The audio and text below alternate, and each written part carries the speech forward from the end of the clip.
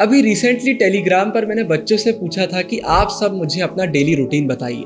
बहुत सारे daily routines को पढ़ने के बाद मैंने नोटिस करा कि कुछ डेली रूटीन सच में बहुत अच्छे थे, लेकिन फिर भी हर एक रूटीन में कहीं ना कहीं कोई कमी थी और इसीलिए मैं ये वीडियो बना रहा हूँ। वीडियो के स्टार्ट में ही मैं आपको बता देता हूँ कि आज मैं कोई एक डेली रूटीन बनाकर आपको नहीं दूंगा।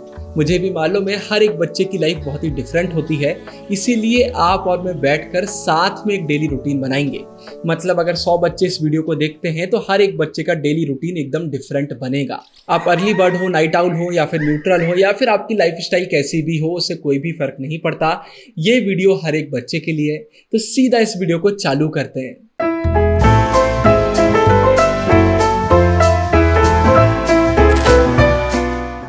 ये वीडियो बनाने से पहले दो चीजें मैं अज्यूम कर रहा हूँ। सबसे पहले कि आप रेगुलरली स्कूल अटेंड करते हैं। अगर आप एक नॉन अटेंडिंग बच्चे हैं तो आपके लिए ऑलरेडी एक डेली रूटीन की वीडियो मैंने बना दी है, डिस्क्रिप्शन में आपको लिंक मिल जाएगा।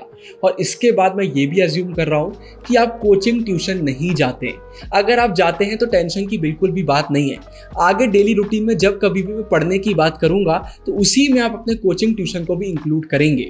अगर एग्जाम्पल से समझाऊं, मैं आपको 2 घंटे पढ़ने के लिए बोलता हूं, तो अगर आप 1 घंटे ट्यूशन या फिर कोचिंग जाते हैं तो उसी में आप इंक्लूड कर लेंगे।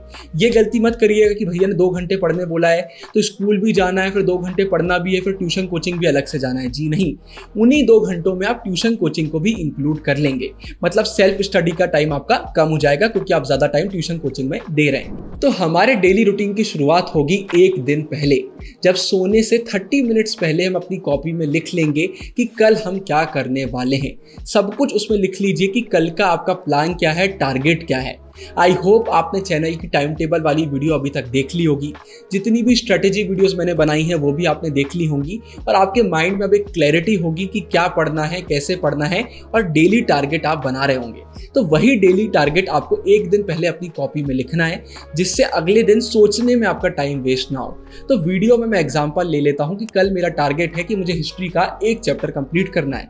हो सकता है आपका टारगेट 2 चैप्टर कंप्लीट करने का हो, आधा चैप्टर कंप्लीट करने का हो या फिर कुछ और करने का हो। वो पूरा आप पर डिपेंड करता है। मैं सिर्फ एक एग्जांपल ले रहा हूं। मतलब एक दिन पहले मैंने कॉपी में लिख लिया है कि मुझे कल क्या करना है।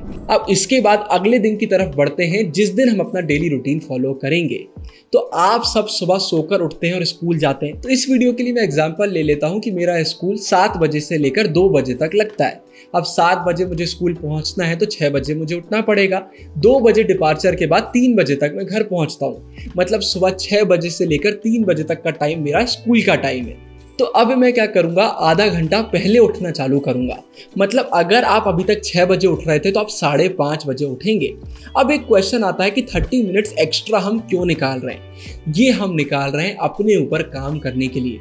सुबह उठकर आप एक्सरसाइज करिए, योगा करिए, आप माइंडफुलनेस प्रैक्टिस कर सकते हैं। आप चाहे तो बुक रीड कर सकते हैं। बुक तो रीड करना ही चाहिए। हर दिन सिर्फ 10 मिनट कुछ पढ़िए, लेकिन ज़रूर से पढ़िए।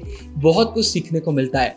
आज के समय हमारी लाइफ बहुत ज़्यादा बेकार हो गई है, तो सुबह आधा घंटा खुद के लिए निकालना बहुत ज़रूरी है, जिससे हमारा माइंड स्टेबल हो सके और पूरे फोकस के साथ हम स्कूल जा सकें। अगर आप एक अर्ली बर्ड हैं, आप सुबह पढ़ना चाहते हैं, तो सुबह आप जल्दी भी उठ सकते हैं। आप स्कूल जाने से 1 घंटे 2 घंटे पहले उठ सकते हैं। आधा घंटा अपने ऊपर दीजिए और उसके बाद आप पढ़ने भी बैठ सकते हैं। लेकिन अगर आप सुबह जल्दी नहीं उठते हैं, कोई बात नहीं, आप आधे घंटे पहले उठिए, थोड़ा वर्कआउट करिए, एक्सरसाइज करिए, अपने माइंड को स्टेबल करिए और फिर सीधा स्कूल के लिए चले जाइए। फिर स्कूल से आने के बाद आप करेंगे 2 घंटे तक रेस्ट। जी हाँ, एकदम सही सुना। स्कूल जाने के बाद हम बहुत ज़्यादा थक जाते हैं, तो हड़बड़ाने की ज़रूरत नहीं है। मैं 2 बजे मेरा स्कूल ओवर हो जाता है, 3 बजे तक मैं घर आता हूँ, तो 4 बजे तक मैं रेस्ट करूँगा। मतलब 2 घंटे में कुछ भी नहीं करूँगा। मैं कपड़े चेंज करूँगा, रेस्ट करूँगा, घर वालों से बात करूँगा, खाना पीना खाऊँगा, मोबाइल चलाऊँगा, जो मुझे करना है मैं करूँगा, लेकिन पढ़ाई तो बिल्कुल भी नहीं करूँगा। तो 2 घंटे रेस्ट करने के बाद पूरी एनर्जी वापस आ चुकी है। अब मैं पढ़ने बैठूंगा। 2 बजे मेरा डिपार्चर हुआ, 2 घंटे का मैंने रेस्ट लिया। मुझे नहीं मालूम आप स्कूल से कब वापस आते हैं, तो आप अपने हिसाब से 2 घंटे निकाल लीजिएगा, आपको रेस्ट करना है। अब हम पढ़ने बैठेंगे। क्या पढ़ने बैठेंगे, एक दिन पहले ही हमने डिसाइड कर लिया था। मैंने क्या डिसाइड करा था, मुझे हिस्ट्री का 1 चैप्टर कंप्लीट करना है, वो मैं करने बैठ जाऊंगा। अब यहाँ पर बच्चे एक बहुत बड़ी गलती करते हैं। वो क्या सोचते हैं, 4 बजे पढ़ने बैठ रहे हैं तो 4 से 5 पढ़ाई करेंगे, 4 से 6 पढ़ाई करेंगे। ये सबसे बड़ी गलती है। हमें कभी भी टाइम स्लॉट को ऐसे नहीं बांटना चाहिए। सिर्फ ये लिखना चाहिए कि हम कितने बजे पढ़ने बैठेंगे। ये कभी भी नहीं लिखना चाहिए कि कब तक पढ़ने बैठेंगे। जब तक आपका गोल पूरा नहीं हो जाता या जब तक आप पूरी तरीके से नहीं थक जाते तब तक आप पढ़ाई करेंगे।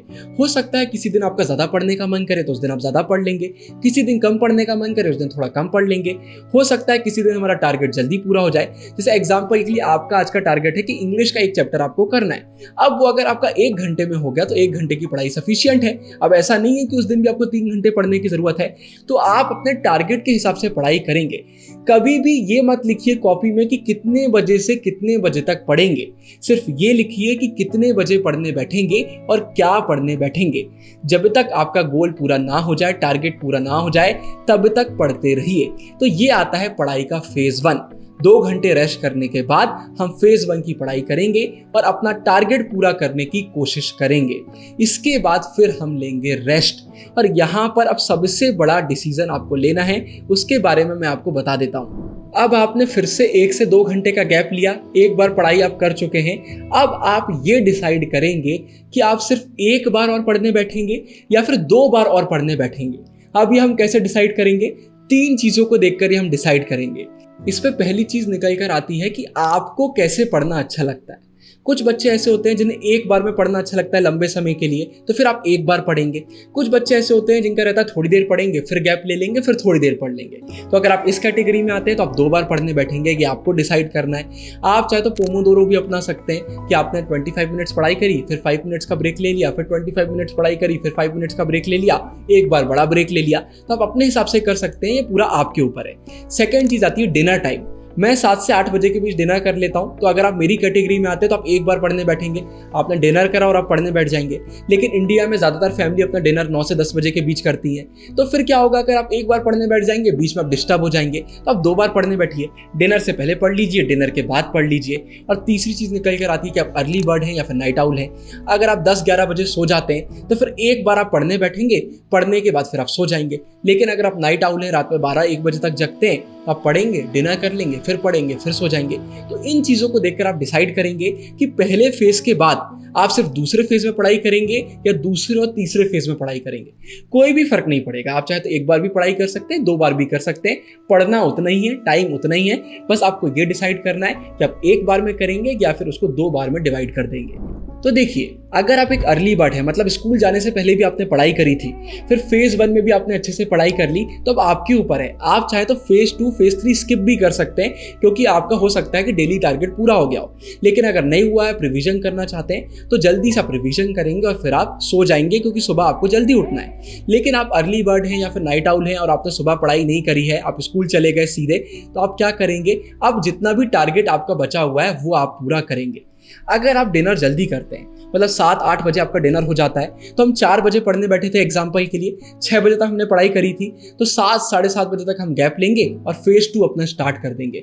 अब हम 7:30-8 बजे से पढ़ाई करेंगे और 9-10-11 बजे तक पढ़ाई करके अपनी पढ़ाई फिनिश करेंगे। टारगेट बचा हुआ था तो उसको पूरा कर लेंगे, रिविजन कर लेंगे, होमवर्क कर लेंगे, जो कुछ भी हमारा बचा हुआ था वो हम करेंगे और सो जाएंगे। अगर आप लेट डिनर करते हैं, नाइट आउल है, तो आप क्या करेंगे? आपने फेज 1 की पढ़ाई करी 4 बजे, 3 बजे, 5 बजे, जितने बजे भी करी हो, वो पढ़ाई करने के बाद फिर आप 1 से 2 घंटे का गैप लेंगे, फिर पढ़ने बैठ जाएंगे, पढ़ाई करते रहेंगे, रिवीजन करेंगे, अपना टारगेट पूरा करेंगे, फिर आप डिनर कर लेंगे और फिर रात में 11, 12, 1 बजे तक आपका जितना भी बचा हुआ है वो आप कर लेंगे, होमवर्क कर लेंगे, सब कुछ करके निपटा देंगे। तो ये आप करेंगे तो आपका पूरा टारगेट हो जाएगा। लेकिन मैं एक चीज़ आपको बोलना चाहूँगा, हमेशा याद रखिए, हमें स्लीप अच्छे से लेना है। आपको मिनिमम 6 घंटे की नींद लेना ही चाहिए।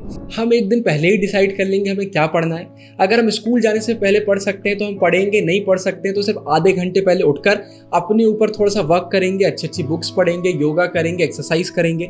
स्कूल चले जाएंगे, आकर 1 से 2 घंटे का रेस्ट करेंगे, उसके बाद फेज 1 की पढ़ाई करेंगे, अपना गोल पूरा करेंगे। फिर से हम गैप लेंगे, गैप में हमें जो करना है वो हम कर सकते हैं, खाना पीना खा सकते हैं, थोड़ा मोबाइल चला सकते हैं। इसके बाद हम फिर पढ़ने बैठेंगे। अगर हम डिनर जल्दी कर लेते हैं तो सीधे एक बार पढ़ेंगे, सो जाएंगे। डिनर अगर हम लेट करते हैं और हमें ऐसा लगता है कि हमें गैप लेकर पढ़ाई करना चाहिए, तो हम पढ़ाई करेंगे, फिर डिनर करेंगे, फिर पढ़ाई करेंगे। मतलब हर एक बच्चा या तो 2 बार पढ़ाई करेगा या फिर 3 बार पढ़ाई करेगा। वो डिपेंड करेगा आप पर कि आपको क्या अच्छा लगता है। आप बिल्कुल मोबाइल चला सकते हैं, कभी कभी मूवीज देख सकते हैं, दोस्तों से बात कर सकते हैं, पूरा एंजॉय कर सकते हैं। अगर आप एक सही रूटीन फॉलो कर रहे हैं तो बीच में जो आपको गैप मिलता है उसमें आप कुछ भी कर सकते हैं, उसे कोई भी फर्क नहीं पड़ेगा। बीच में ऐसा हो सकता है कि आप इस रूटीन को फॉलो नहीं कर पाएंगे, आपका ब्रेक लग जाएगा, तो इसका यह मतलब नहीं है कि आप फेल हो गए। जिस दिन आपका फेल हो जाए, अगले दिन से फिर से चालू कर लीजिए। तो ये गलती मत करिए कि 5 दिन आपने फॉलो करा, फिर नहीं हो पाया तो बंद कर दिया। किसी दिन बीच में गलतियां हो जाती हैं, चलता है। एक दिन पहले डिसाइड करना बहुत जरूरी है कल आप क्या करेंगे, नहीं तो अगले दिन बहुत सारा टाइम तो आपका प्रोक्रास्टिनेशन में भी निकल जाएगा और ये सोचने में भी निकल जाएगा कि क्या करना है। लेकिन माइंड अगर क्लियर रहता है तो हम आलसी भी नहीं करते और सोचने में भी हमारा ज्यादा टाइम वेस्ट नहीं होता है। इतना सिंपल सा रूटीन हमें फॉलो करना है। और आखिरी में मैं बोलना चाहूंगा, टेलीग्राम जरूर से ज्वाइन कर लीजिए, क्योंकि टेलीग्राम पर ही हम बच्चों से बात करते हैं, वहीं पर सारी चीजें हम आपको बताते हैं, फ्री मटेरियल भी हम वहीं पर अपलोड करते हैं। तो टेलीग्राम जरूर से ज्वाइन कर लीजिए, डिस्क्रिप्शन में लिंक मिल जाएगा। एंड स्क्रीन में टाइम टेबल की वीडियो डाल रहा हूं, अभी तक नहीं देखी है तो उसको प्लीज देख लीजिए, उससे एक बहुत ही प्रैक्टिकल टाइम टेबल आप बना पाएंगे। ये वीडियो पसंद आई हो तो लाइक और शेयर कर दीजिएगा, और आगे जिन भी टॉपिक्स पर वीडियो चाहिए मुझे कमेंट सेक्शन में बताइए। साइनिंग ऑफ, गुरु टहंगुरिया।